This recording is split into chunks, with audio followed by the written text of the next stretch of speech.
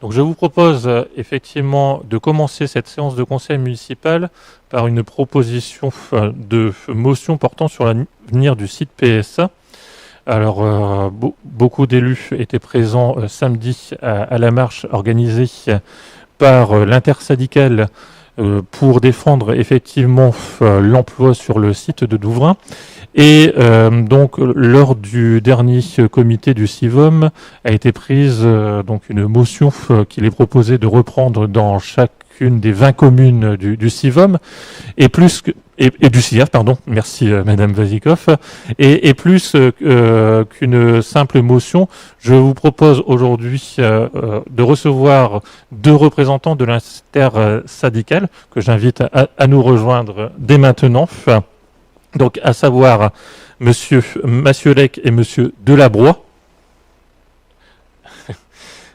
pour qu'ils puissent vous parler ce soir en séance, donc durant 10 à 15 minutes, de l'avenir de ce site PSA, donc plus communément connu sous le nom de la Française de Mécanique pour la plupart des salariés, des anciens salariés.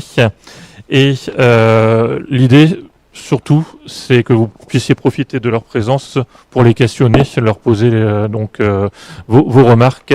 Ils sont là pour y répondre. Messieurs, je vous laisse la parole. Il marche le micro? Oui. Voilà. D'abord, je voudrais remercier Monsieur le maire, bien sûr, pour sa présence samedi, et puis tous ceux qui ont participé. C'était important pour nous. C'est 1180 emplois de menacés, donc il faut agir maintenant. Après, il sera trop tard. Donc, je vais laisser un peu Eric développer le sujet. Oui, donc encore merci pour nous laisser l'accès en tant qu'intersyndicale à cette réunion ce soir. Donc on vous remercie aussi pour samedi. Dans les conditions climatiques, c'est très compliqué de faire cette marche. Et les salariés ont reconnu en vous votre soutien. Et on vous remercie énormément parce qu'ils avaient besoin de ça. Aujourd'hui, on a besoin de soutien, on a besoin de faire des démarches pour essayer de maintenir l'activité sur le site et sauvegarder l'emploi.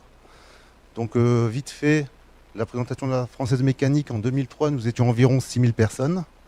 Aujourd'hui, en 2021, nous sommes 1200 actifs.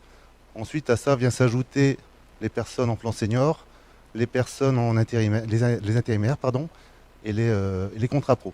Donc ça fait un total d'environ 1620 personnes. Et aujourd'hui, leur emploi est menacé. Donc au mois de juin 2020, on nous a présenté le projet EP Gen 3. Donc en fait, il devait remplacer notre moteur diesel. Donc c'est un moteur 4 cylindres qui remplaçait ce moteur diesel. Donc c'était une bonne chose, vers la transition énergétique, c'était quelque chose, un projet d'avenir. Et en même temps, on nous a annoncé que le moteur 3 cylindres allait évoluer vers un moteur hybride. Donc c'est pareil, une espérance, un allongement et des nouveaux projets arrivés sur le site. En décembre 2020, nous avons eu le PMT avec la direction, donc le plan moyen terme. Donc à l'horizon 2023, on devait évoluer de 2020 à une production de 600 000 moteurs, à 2023 une production de 980 000 moteurs. Donc c'était une très bonne nouvelle dans l'atelier. C'était juste avant Noël, donc c'était une très très bonne nouvelle, les salariés étaient contents. Et malheureusement, en février 2021, nous avons une réunion et l'annonce de ce moteur 4 cylindres hybride qui partait en Hongrie. Donc là, c'était une catastrophe. Et le moteur 3 cylindres en génération 3, donc hybride, la décision était suspendue. Elle va être prise en juin 2021, fin juin 2021. On va nous annoncer si ce projet sera maintenu sur notre site. Si ce projet-là n'existe plus demain, l'arrêt de l'activité sur le site se fera le 1er janvier 2025. En fin décembre 2024, on ne peut plus produire de moteurs en 6.2, 6.1. Donc si on ne passe pas la norme Euro 7, on peut faire que des pièces de rechange sur des volumes très réduits. Le diesel s'arrête, le P s'arrête et le B s'arrête. Donc nous avons mobilisé un maximum de personnes. Ce n'est pas évident de voir tous les maires de chaque commune. Mais on remercie la mairie de Meurchin, monsieur le maire, de nous avoir tout de suite reçus, de nous avoir écoutés et conseillés aussi sur différentes actions. Donc nous avons décidé en tant qu'assemblée syndicale de faire cette marche et de mettre une pression sur PSA. Aujourd'hui, la décision n'est pas prise. On peut sauvegarder l'emploi. Si Le projet EB se fait sur Française de Mécanique, ça va représenter environ la moitié d'un bâtiment. Donc ça ne serait pas suffisant pour avoir une longévité à long terme, mais on pourra espérer d'accueillir des nouveaux projets. Si on n'a plus du tout d'activité sur le site, on viendra à fermer. Donc nous demandons le maintien du projet DVR, c'est le moteur diesel, parce qu'on doit l'arrêter en juin 2022. Et en juin 2022, on peut encore produire ce moteur jusqu'au 1er janvier 2025. Oui. Donc déjà, ça nous ferait une activité supplémentaire. Le DVR, c'est 2000 moteurs par jour. Donc ça nous emploie quand même environ 400 personnes. Le moteur EP, nous produisons 800 moteurs par jour. Et on paraît, environ 400 personnes travaillent sur ce moteur. Et le moteur EB, idem, c'est 400 personnes environ. Et si on passe en génération 3, donc moteur hybride, on pourrait avoir une espérance que 2028-2030. La solution hybride est une solution transitoire vers d'autres technologies, soit du tout électrique, de l'hydrogène ou autre chose. Ça, nous le savons. Mais si nous n'avons pas d'activité après 2025, nous n'arriverons jamais à accueillir de nouveaux projets. Donc nous demandons à avoir ce moteur. Il ne faut pas qu'il parte à Tiki. Tiki, c'est la Pologne, ou Zengotár en Hongrie. Là, aujourd'hui, il y a une usine en Inde qui va s'ouvrir. Donc l'inquiétude se porte encore plus autant. Donc il faut maintenir l'activité sur notre site. PSA a connu des moments difficiles en 2013. En 2013, PSA a failli disparaître. L'État a participé financièrement et soutenu PSA pour maintenir son activité. Les salariés ont fait des efforts. 3 ans de gel des salaires. La 4e année, c'était 8 € d'augmentation pour maintenir l'activité. Et en cette période très difficile, nous avons réussi à ne pas fermer d'usine. Aujourd'hui, nous sommes en 2021, PSA se porte bien. Et malheureusement, cette transition énergétique qui est accélérée fait migrer tous ces moteurs vers la Hongrie, vers l'Inde, vers les pays où la main-d'œuvre est moins chère. Donc la situation est très compliquée pour nous. Et voilà, j'ai fait un rapide résumé de la situation, très préoccupante pour nous. Oui, moi je ne vais pas compléter beaucoup parce qu'il a vraiment tout dit, il est rodé à force. Et Ça fait stresser. Et c'est bien. Non, mais on va continuer les actions. On ne laissera pas tomber parce que, comme Eric l'a dit, et ici, il y en a plusieurs qui ont travaillé à la Française de Mécanique. De tout temps, on a su relever les défis. Il n'y a pas de raison qu'on n'arrive pas à relever un défi du moteur électrique. Et il n'y a pas de raison qu'on n'arrive pas à relever la transition qui va se passer avec ACC. Si le moteur EB, comme vous l'avez dit, comme Eric vous l'a dit, on n'a pas, 2025, c'est 1180 personnes sur le carreau. Parce que l'ACC ne va pas englober tout le monde. Il n'y a pas que nous qui tapent à la porte d'ACC. Il y a Bridgestone, il y a la NPE, il y a des promesses d'emploi à droite à gauche. Donc ça serait dangereux pour l'emploi dans les Hauts-de-France. Parce que quand on a signé pour ACC, on m'a dit vous étiez content. Oui, on était content. Parce qu'il y avait 2 usines et créer de l'emploi. Pas un remplacement d'emploi. Donc il faut se battre. On va continuer à se battre. On aura besoin de monsieur le maire, on vous l'a dit, de notre soutien. On vous remercie encore. Et de vous tous. Et donc on espère se revoir et venir ici d'un conseil en vous disant on a eu le moteur et ça continue. Voilà, merci à vous tous. J'aimerais juste rajouter une chose. Nous sommes vraiment pour l'arrivée d'ACC. On est content que Douvrin ait été choisi pour faire cette activité. Donc on vous remercie d'avoir insisté pour que ce projet se fasse là, sur l'usine de Douvrin. L'inquiétude est sur Douvrin, mais aussi sur toutes les usines autour. Nous avons Valenciennes, nous avons la Sevel, même Grand Est, la fonderie de Charleville. Aujourd'hui, si Douvrin venait à disparaître, Charleville est compétitif parce qu'il est proche de nous. Sinon, ça serait l'Inde qui nous fournirait les bruts. Là, demain, si tous ces moteurs sont faits à Tiki-Zengotár, nous allons voir la fonderie de Charleville diminuer.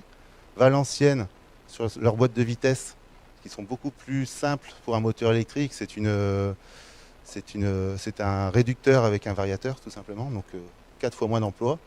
Et le moteur électrique, c'est 4 fois moins d'emplois par rapport à un moteur thermique. C'est beaucoup plus simple à fabriquer un moteur électrique qu'un moteur thermique. Donc il faut que ces activités restent en France, il faut que ça soit sur l'usine de Douvrin et réparti sur les Hauts-de-France. Donc si la première usine qui est Française de Mécanique venait à disparaître, à mon avis, d'ici 2027-2028, ça serait une catastrophe pour les Hauts-de-France. Donc il faut vraiment se mobiliser et maintenir l'activité ici. Je vous remercie. Simplement pour ajouter en chiffres, c'est 20 000 emplois directs et 80 000 emplois indirects pour la région. C'est énorme sur les 7-8 ans à venir. D'où l'importance de garder les moteurs thermiques.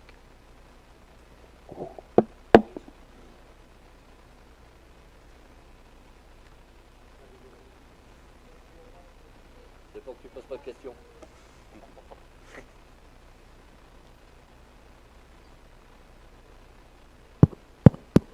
Oui, c'est bon. Donc voilà. Donc, moi, je suis un ex-EFM, hein, donc vous me connaissez bien. Bon, moi, la seule chose que je vais juste rebondir sur 2-3 questions. Moi, je n'ai pas crié cocorico concernant la manifestation de samedi. Je m'en suis expliqué avec Fabrice. Je pense que si on a enlevé les élus locaux, si on a enlevé toute l'intersyndicale et surtout les retraités, je pense que la mobilisation au niveau des jeunes, hein, qui à mes yeux étaient concernés, elle n'était pas représentative. C'est dommage, hein. Mais bon, je pense que c'est mon analyse. Je peux me tromper, mais heureusement que vous étiez là avec les syndicats, l'intersyndicale et on va dire les têtes grises. Ensuite, pour parler de l'AFM aujourd'hui, en fin de compte, c'est un emblème parce qu'on a toujours été précurseur, hein, à l'époque du DVR, la nouvelle génération des moteurs diesel. L'AFM, on a eu toujours l'occasion d'avoir l'obtention. Le moteur EB, le 3 cylindres, on était précurseur. On a eu le moteur. Le P, on a eu le moteur aussi. On était aussi précurseur au niveau du compostage. Vous vous souvenez, on nous avait demandé de réduire les surfaces, hein. À l'époque, l'AFM, c'était 140 hectares. Aujourd'hui, c'est 40. Donc voilà. Donc moi, je pense qu'il y a une grande inquiétude. Et pour rebondir un peu, c'est vrai qu'il était prévu à la base que ACC soit un complément avec les moteurs thermiques. Et aujourd'hui, je pense que ça ne va pas être le cas. Parce qu'il faut savoir une chose, c'est que dans le nouveau projet ACC, c'est saucissonné en 3 modules. Premier module, donc c'est la première phase, c'est 300 personnes de concernées, avec des profils et des spécificités professionnelles bien précises. Je le souhaite, si d'aventure, je dirais les batteries fonctionnent, seulement après, en 2024, vient s'ajouter le deuxième module, où là, on rajoutera 500 personnes. Si d'aventure ça fonctionne, on remettait un 3e module. Donc, je dirais que l'emploi plein, si vraiment la batterie fonctionne, ACC, c'est 2000 personnes. Mais il faut se mettre dans la tête qu'en 2023, c'est que 300 personnes. Hein. 300 personnes. Hein. Donc, la transition, je ne suis pas certain qu'elle passe. Hein. Il faut savoir une chose, c'est que M. Tavares, le patron de PSA, aujourd'hui, ni figue ni raisin, il serait plus sur... le moteur... Motors. Comment E-Motors. L'hydrogène. Voilà, l'hydrogène. Donc voilà. Donc lui, il miserait plus sur l'hydrogène que sur les batteries. Hein. Donc voilà un peu ce que je voulais dire. Hein. Je croise les doigts, mais voilà. Maintenant, je pense qu'il faut une mobilisation un peu plus complète, je dirais, de l'ensemble des salariés concernés. Parce que moi, je pense que samedi, c'était pas un succès. Voilà. C'est mon avis. Hein. Pour répondre à samedi, la moyenne d'âge de l'entreprise est à 47 ans. On était beaucoup occupés entre le micro, etc. Mais à la fin, nous avons eu beaucoup de jeunes qui sont venus nous voir. Donc les jeunes étaient présents, tous avec leur capuche. Mais effectivement, sur environ 1000 personnes, il y avait énormément de retraités. Moi, je veux dire, mes parents étaient présents, mes enfants étaient présents. Il y avait France 2, il y a eu un reportage de fait qui sera publié le 2 mai. Avec les enfants qu'ils ont préparés à 6h au matin. Mes enfants aidaient à préparer cette manifestation. Mais la mobilisation dans l'atelier, les gens sont ressentis forte. Il y a malheureusement une organisation syndicale qui a essayé de faire une entrave, qui est passée dans l'atelier en disant « Vous dites quand vous voyez l'intersyndicale que le samedi matin, on dort ». Et ça, c'est inadmissible pour sauvegarder l'emploi. Et donc, je ne sais pas, je suis des énormes, mais c'est même honteux malheureusement. On n'est pas là pour faire une guerre syndicale. Parce que nous, c'est vraiment sauvegarder l'emploi. Par contre, effectivement, ça blesse, parce que quand on donne autant d'énergie à essayer d'organiser cet événement, qu'il y a des personnes qui essaient de restreindre parce qu'ils ne sont pas au cœur de l'événement et qu'ils veulent s'attribuer le travail des autres, alors que nous, on ne parle pas en tant que... je ne vais pas même pas donner mon organisation syndicale, on parle vraiment de l'intersyndicale. Moi, si demain, il n'y a pas la Française des mécaniques, le syndicat n'existe plus. Et c'est vraiment la priorité, c'est l'emploi. Donc c'est vrai que c'est blessant. Et le deuxième point, c'était sur l'arrivée d'ACC. Effectivement, il y a 300 personnes en 2023 chez ACC. Et aujourd'hui, il y a plus de 10 000 personnes qui attendent pour y rentrer. Il y a Pôle emploi avec malheureusement Bridgestone qui s'est passé, avec tous les emplois indirects qui vont avec Bridgestone. Il y a d'autres usines, on parle Maxom, on parle de petites entreprises de 120, 180 salariés à chaque fois. C'est une désertification industrielle aujourd'hui. Avec le Covid, malheureusement, c'est une raison pour délocaliser. Et en termes d'emploi sur le bassin, ça a vraiment une grosse impact. Donc les jeunes sortis d'école, qu'est-ce qu'ils vont faire? Les personnes, moi j'ai 41 ans, demain vers quoi je vais me relancer? Est-ce qu'il faut que je déménage? Est-ce qu'il faut que je remette toute ma famille en question? Et ça, c'est la question que tous les salariés se posent. Donc effectivement, par contre, PSA a créé une cellule d'emploi donc pour répondre aux questions des salariés, parce que ne va pas mentir non plus à dire que tous les salariés iront chez ACC. Et j'ai eu des jeunes qui sont venus chez nous au local. Alors la question c'est voilà, aujourd'hui j'ai pas de diplôme. Est-ce que je vais pouvoir passer un diplôme pour me relancer vers un métier porteur? Donc les métiers porteurs sur le bassin. Donc ça peut servir à certains, c'est pas la solution, parce que la solution c'est bien maintenir l'emploi. Mais il y a beaucoup d'inquiétudes dans l'atelier. Quand on passe dans l'atelier, on a des gens qui pleurent. Dès qu'on parle de l'usine, c'est qu'est-ce que je vais faire demain? Je viens d'acheter une maison, j'ai un crédit à 800 € par mois, j'ai ma voiture à payer. Je suis déjà en difficulté financière aujourd'hui. Comment je vais faire? Eric, dis-moi comment je vais faire. Donc c'est vraiment très compliqué et justement c'est pour ça qu'on a tout de suite réagi, parce que les leviers, on peut encore le faire aujourd'hui, on peut encore maintenir l'activité, la décision c'est au mois de juin.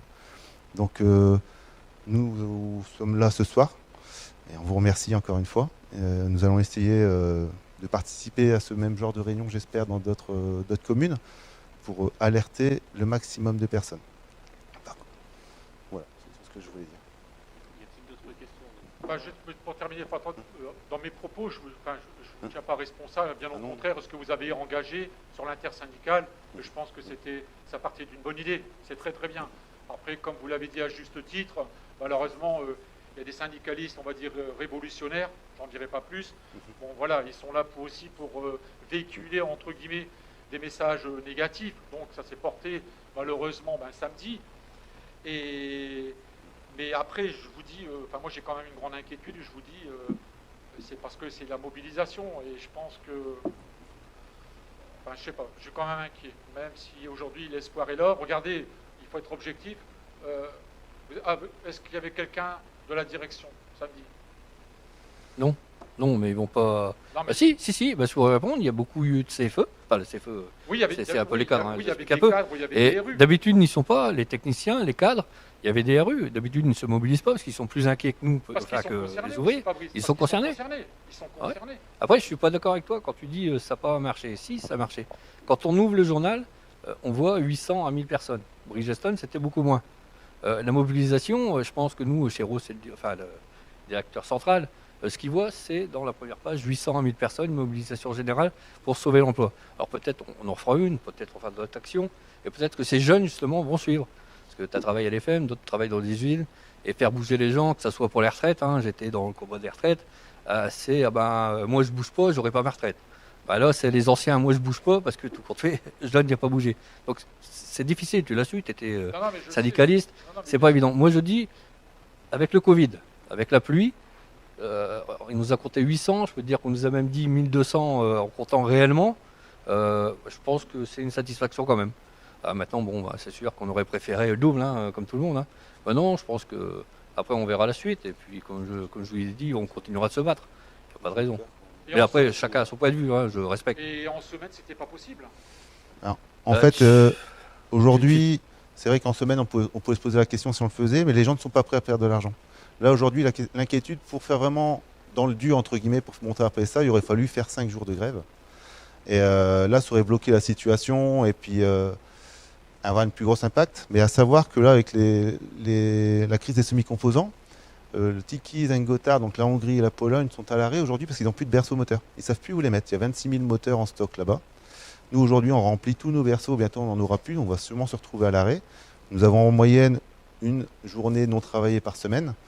Et si on ajoute à ça des jours de grève, si malheureusement on est confiné demain avec la Covid, au niveau attestation de salaire et le paiement à 60% d'AP, ça risque d'avoir un fort impact. Et là, ça va être le côté négatif, c'est que les salariés vont nous reprocher de faire des actions un peu trop tôt.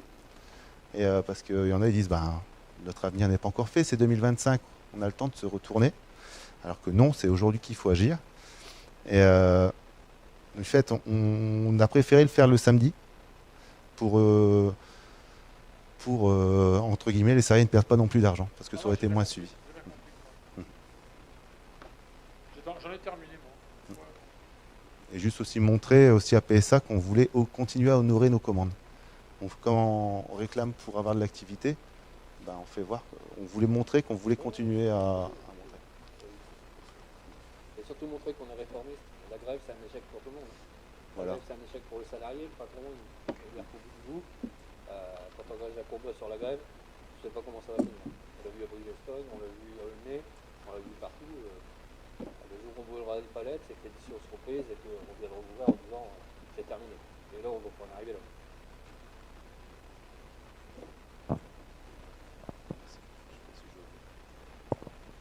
Alors, moi, je voudrais juste effectivement confirmer que, alors, à mon sens, ça a été une démarche positive samedi.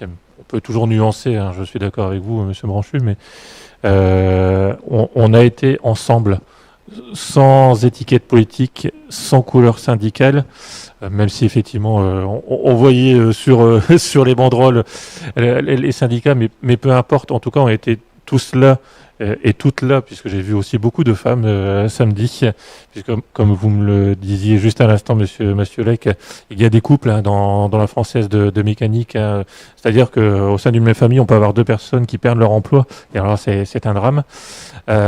J'ai vu des familles, j'ai même vu des enfants dans des poussettes samedi, donc la jeunesse était présente quelque part, et moi, je me dis que ce n'est que le début d'une histoire qu'on peut rendre positive si on travaille tous ensemble pour mettre une bonne pression sur PSA. Avant de venir ici, je me suis demandé comment j'allais introduire et comment j'allais conclure cette séance. Après, effectivement, que Monsieur Delabroix et Monsieur Massiolek se soient exprimés. L'introduction, je la voulais la plus simple possible. Et la conclusion de cette prise de parole, je vous la lis, ce sont les 3 valeurs de PSA qui sont donc sur leur site à ce jour. PSA nous dit ceci: gagner ensemble, agilité, efficience. Ces 3 valeurs sont notre ADN. La passion de nos produits est notre moteur, nos valeurs en sont le carburant. Je voudrais juste rappeler à PSA que pour avoir le carburant, il faut une pompe pour alimenter. Et que cette pompe, ce sont avant tout des salariés qui sont compétents sur le site de la Française de mécanique et qu'il ne faut pas regarder uniquement le coût du travail en Inde, en Pologne, en Hongrie, et avant tout un savoir-faire qui ne peut pas se remplacer. C'est bien de ce savoir-faire dont on parle aujourd'hui en défendant les emplois sur ce site. Merci messieurs et bon courage.